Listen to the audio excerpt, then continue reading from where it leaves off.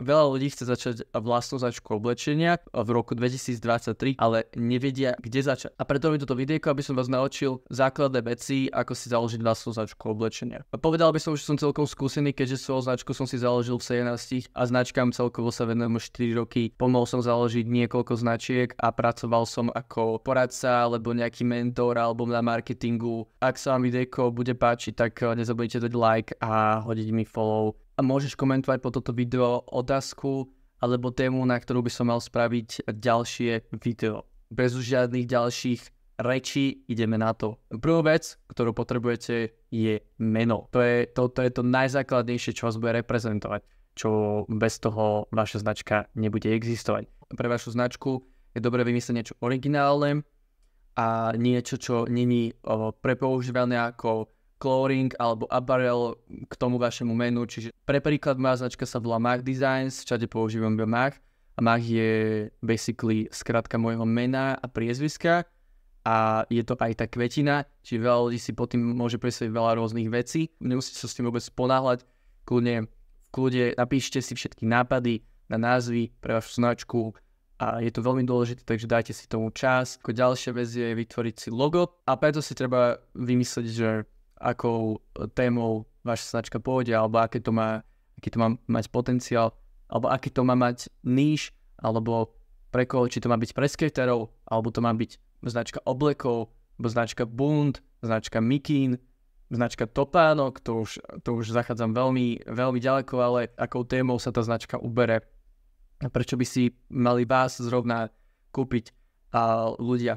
To znamená, že logo si môžete nadizajnovať vo Photoshope, v Illustrátore, alebo si niekoho najmete na Ja spravím, alebo Fiverr, alebo Pretlaku. Keď tak môžete ešte použiť aj, ak máte iPad, tak Procreate. A logo pre vašu značku je veľmi dôležité, pretože to je prvá vec, čo uvidia ľudia na Instagrame alebo na TikToku tú hlavičku. Ešte si poznáme Nike, Swoosh, alebo poznáme Puma, alebo poznáme T-Stripes od Adidas.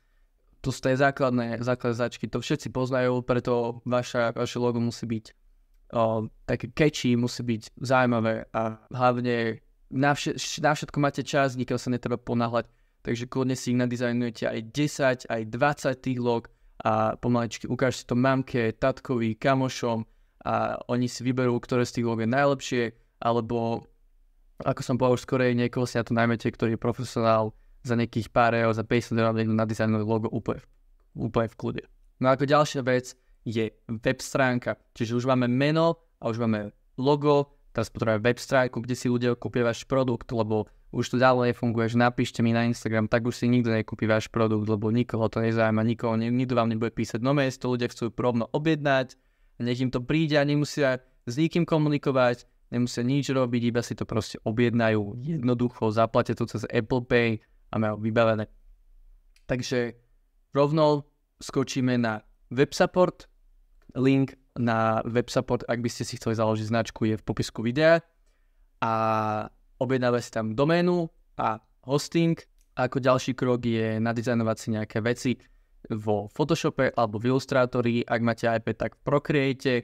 Alebo ak to nechcete robiť vy, môžete si stále niekoho najmúť na Ja spravím, na Fiverr alebo na Pretlaku, alebo nejaký váš kamarát tak robí nejaké dizajny, ale hlavne pointa asi je tá, že to si chcete robiť vy. No a to, aby ste spravili nejakú grafiku, je potrebné si asi pozrieť nejaké tutoriály na to, ako vytvoriť nejakú grafiku. Byť schopný vytvoriť si vlastný dizajn sám, bez toho, aby som niekomu musel zaplatiť za to, alebo si niekoho najmuť, je veľmi užitočné. Keď som ja začínal svoju značku, tak som si vytváral dizajny sám, ale v tejto chvíli som už spracoval s viacerými dizajnermi, ktorí tvorili dizajny pre mňa, alebo v spolupráci sme tvorili dizajny a veľmi ma to bavilo, čiže ak máte v okolí nejakého človeka, ktorý dokáže vytvoriť nejaké dizajny, kľudne ho môžete kontaktovať a urobiť to ako spoluprácu.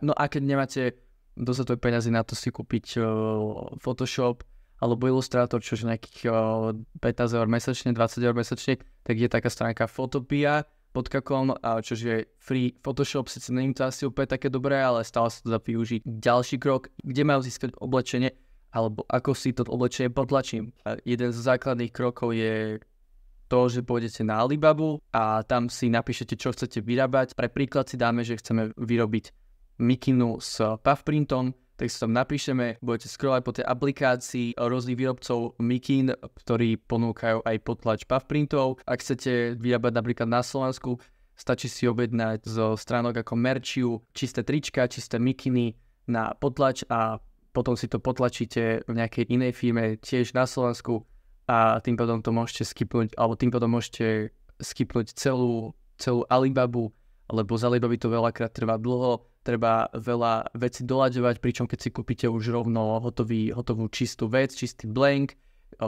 čistú mikinu alebo tričko, tak si to potlačíte a je malá šanca, že vám to potlačia zle, keď im presne dáte rozmery, ako to mal potlačiť, kde to mal potlačiť. OK, teraz už máte skoro všetko. Ako sa rozhodnúť, že vydáte svoju značku? Či si najskôr tie produkty vyrobíte všetky a dáte ich na sklad, alebo si vyrobíte iba jeden produkt z každého dizajnu a sa volá pre-order.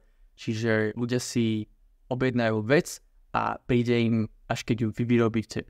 Oproti prvému spôsobu, ktorý je ten, že máte veci na sklade a môžete ich rovno šipovať, môžete ich rovno odoslať. Ako ďalšia vec je marketing, to ako chcete svoju značku promotovať na sociálnych sieťach, na Instagrame, Facebooku, TikToku. A najlepšie spôsoby, ako marketingovať vašu značku je ísť na TikTok, alebo Instagram, alebo YouTube Shorts.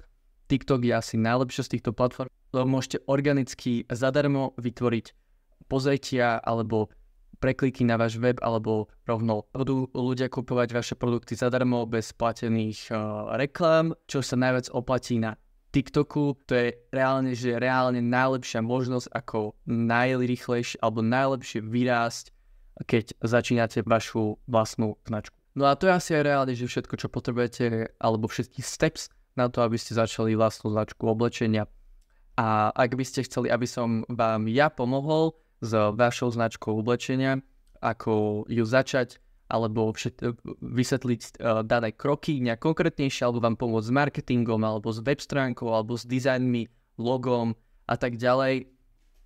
Robil coaching pre značky, tak ako som hovoril na začiatku, pomohol som vytvárať marketing, alebo pomohol som budovať značky a pomáham už viac ako 4 roky. A dole bude môj e-mail alebo Instagram, môžete ma kontaktovať a môžeme sa dohodnúť na nejaké spolupráci. Dúfam, že ste si z tohto videa odniesli všetko to, čo ste chceli vedieť a že vám tieto veci pomôžu. A budem rád, ak sa pozrite na môj TikTok alebo Instagram, kde mám strašne veľa videí o tom, ako vysvetľujem podrobné kroky toho, ako si založiť vlastnú značku oblečenia a prajem vám veľa šťastia v budovaní vašej značky.